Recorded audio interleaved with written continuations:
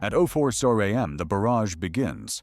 The first shells impact defensive positions with thunderous roar, then more and more. Within 30 seconds, the entire line is under fire. This is not precision strike. This is obliteration. 300 artillery pieces firing simultaneously at 5-kilometer front. Each gun launches 33 rounds per hour. The math is simple and terrifying.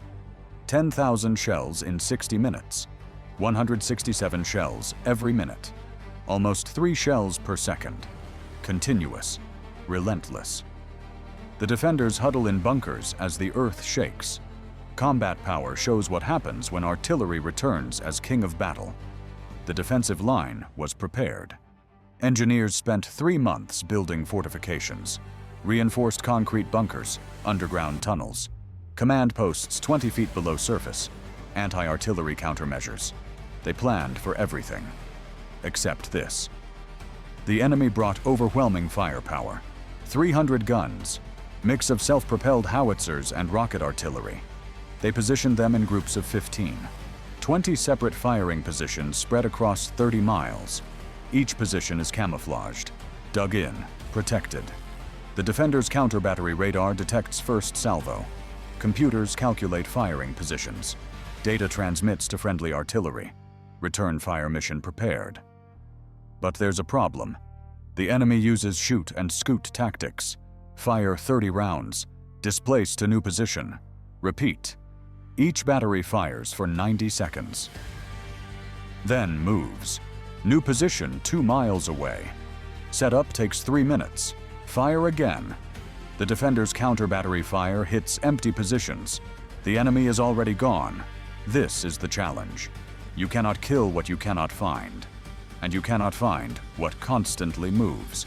Combat power examines warfare where mobility defeats technology. The defensive commander receives casualty reports. First 10 minutes, 37 casualties, mostly from near misses and shrapnel. The bunkers are holding, designed to withstand direct hits from 155mm shells, but the volume is overwhelming. Some shells penetrate weaker positions. Fighting positions on surface are obliterated. Machine gun nests destroyed. Observation posts vanish. The defensive line is being systematically erased from above. At 04:12 a.m., the commander orders all personnel into hardened shelters, abandon surface positions, survive the barrage. There is no other option. Fighting back is impossible. The enemy artillery outranges defensive weapons by 6 miles. Mortars are useless. Infantry weapons cannot reach. The only response is survival. Wait for the barrage to end. Then emerge and fight, if anyone survives. Which force breaks first? A. Air defense. B. Naval group.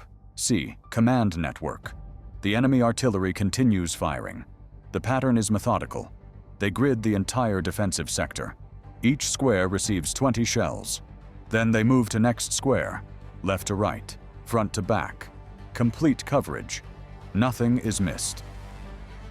At 04:25, the first bunker collapses. Direct hit from 203mm shell. Heavy artillery. The bunker was rated for 155mm impacts, not 233mm. The heavier shell punches through reinforced concrete. 42 personnel inside, all killed instantly. The commander receives the report.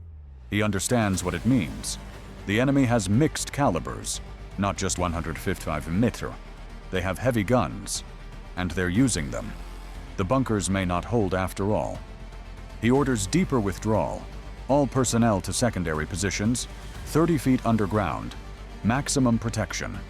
The surface belongs to artillery now. At 04:38, counter-battery radar identifies 47 separate firing positions. The enemy has dispersed completely. They're using terrain, hills, forests, villages. Each battery hides between volleys. They appear, fire, disappear. The defender's counter-battery fire continues targeting positions, but success rate is below 10%. Most shells hit empty ground. The enemy is too fast, too dispersed, too practiced. This tactic was rehearsed for months. At 0447, friendly air support requests permission to engage. Attack helicopters are available. They can hunt the artillery positions. The commander considers. Helicopters are vulnerable. The enemy has air defense coverage, portable missiles, radar-guided guns. The helicopters might destroy some artillery, but losses will be heavy. He approves limited strikes. 4 helicopters, high-risk mission. They launch immediately. The helicopters fly nap of the Earth, extreme low altitude, following terrain. They reach enemy artillery zone at 0453. First battery spotted. Self-propelled howitzers preparing to fire. The helicopters attack. Anti-tank missiles launch. 2 howitzers destroyed, 1 damaged. The remaining 12 howitzers in the battery scatter. The victory lasts 11 seconds. Enemy air defense engages. Missile launch detected. The lead helicopter deploys flares. Too late. The missile impacts rotor assembly. The helicopter crashes. All 4 crew killed. The remaining 3 helicopters withdraw. They destroyed 2 guns. Lost 1 helicopter. The exchange is terrible. At 05 the barrage intensifies. The enemy adds rocket artillery, BM-30 systems. Each launcher carries 12 300mm rockets. 30 launchers fire simultaneously. 360 rockets impact defensive positions in 90 seconds. Each rocket carries 200 pounds of high explosive. The underground bunkers shake violently. Some tunnel sections collapse. Personnel are trapped. Rescue is impossible during barrage. They must wait or suffocate. At 0515, the enemy shifts tactics. They begin firing smoke shells, white phosphorus. The entire defensive sector disappears under thick smoke. Visibility drops to 0. The commander realizes what this means. The smoke is preparation. Ground assault follows. The enemy will attack through the smoke, while defenders are blind and suppressed. What happens next changes everything. At 0522, enemy infantry begins advance. 4 battalions, 2,000 troops. They move through smoke under continued artillery coverage. The defenders cannot see them coming, cannot engage. The infantry reaches defensive wire at 0535. They breach obstacles under covering fire. Combat engineers clear mines. Infantry follows.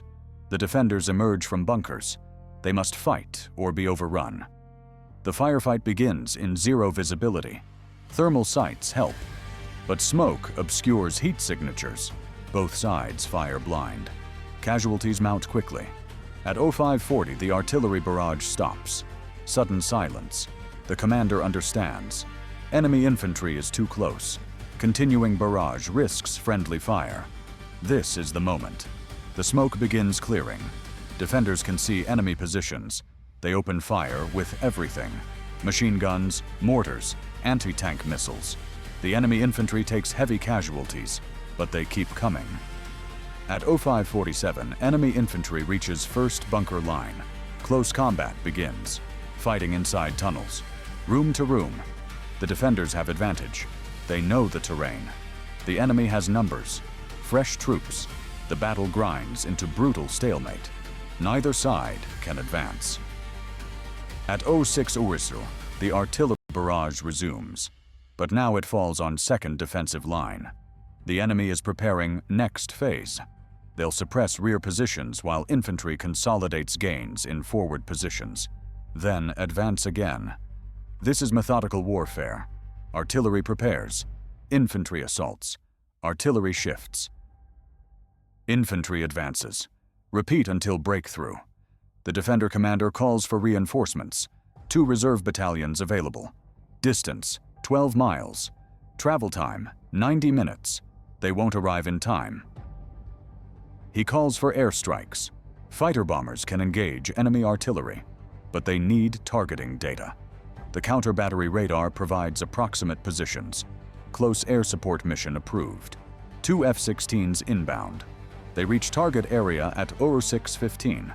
The pilots search for artillery. Spotting is difficult. Enemy guns are camouflaged. Dug in. The pilots identify 1 battery. 6 self-propelled howitzers. Attack run begins. Cluster munitions release. The submunitions carpet the position. 4 howitzers destroyed. 2 survive. The F-16s take anti-aircraft fire. 1 aircraft hit. Pilot ejects. The aircraft crashes. The remaining F-16 withdraws. Another expensive exchange. 1 aircraft lost. 4 guns destroyed. At 0630, the enemy has fired 8,000 shells. 2,000 remain in planned barrage. The defensive line has lost 93 personnel killed, 214 wounded, 47 missing, presumed buried in collapsed tunnels, 5 bunkers destroyed, 12 damaged, surface positions completely eliminated. But the line holds. Underground positions remain functional, command and control intact. The enemy infantry controls 200 meters of forward positions, but they cannot advance further. Defensive fire is too heavy. At 0645, the Defenders' reserve battalions arrive. 2,000 fresh troops. They counterattack immediately. The enemy infantry is tired. Casualties are high. Ammunition running low. The counterattack pushes them back. By 07, the original defensive line is restored. The enemy infantry withdraws. They take heavy losses during withdrawal. Defensive artillery punishes them. At 07 South, the enemy barrage stops. 10,000 shells fired. 60 minutes of hell. The enemy artillery begins withdrawing. Mission complete. They suppressed the defense, enabled infantry assault, but failed to achieve breakthrough. The defensive line holds. This is combat power, where raw firepower tests human endurance. The final casualty count tells the story. Defenders, 142 killed, 368 wounded, 7 bunkers destroyed. Enemy, 370 infantry killed, 600 wounded, 8 artillery pieces destroyed, 2 helicopters and 1 fighter lost by defenders, 1 helicopter lost by enemy. The artillery barrage failed to break the defense, but it came close, very close. The bunkers held, barely. The personnel survived, mostly.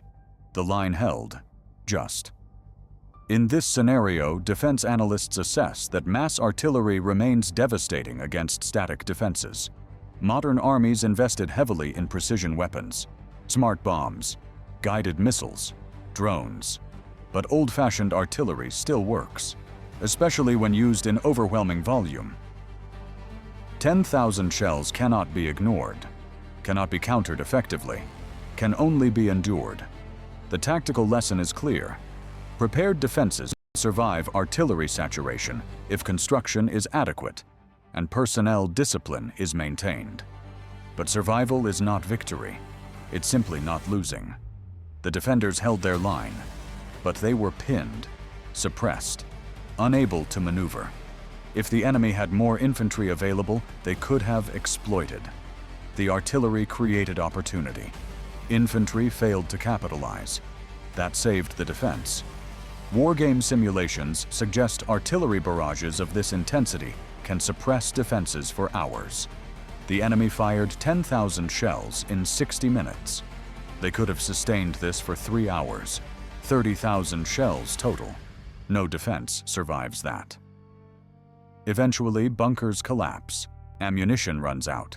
Personnel break. The defender was fortunate the enemy stopped at 60 minutes.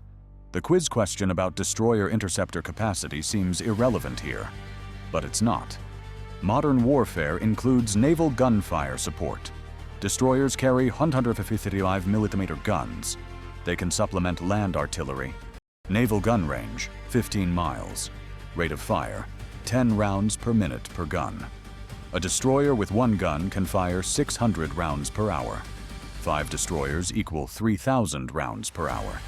Naval gunfire could have extended this barrage, made it unstoppable. Geography matters. This battle occurred inland. No naval support available. If coastal defenses face artillery assault plus naval gunfire, the mathematics become impossible. 30,000 shells from land artillery, 15,000 from naval guns, 45,000 shells in 3 hours. Nothing survives that. necessary defense, or catastrophic overreach. The defenders built strong fortifications, deep bunkers, good engineering, but they barely survived. The enemy demonstrated that enough artillery overwhelms any defense. The lesson for combat power is simple. Firepower still matters. Technology helps. Precision is valuable. But mass has quality all its own. 10,000 shells in 60 minutes proves the point. Subscribe to Combat Power, where raw force decides survival. What would you have done differently? Better bunkers, more counter-battery fire, earlier airstrikes. These are tactical questions. The strategic question is harder. How do you defend against overwhelming artillery? The answer is you don't defend, you attack. Destroy the artillery before it fires. That requires intelligence, reconnaissance, preemptive strikes. But if the enemy shoots first, you're in survival mode. The defenders survived. Barely. Next time, they might not. The enemy learned lessons too. 60 minutes was not enough. Next barrage will be longer. More shells, heavier calibers, better coordination with infantry. The artillery war continues. Each side adapts, improves. The defenders will build deeper bunkers. The enemy will bring bigger guns. Combat Power shows how warfare evolves through brutal trial. No mercy, no pause. Combat Power.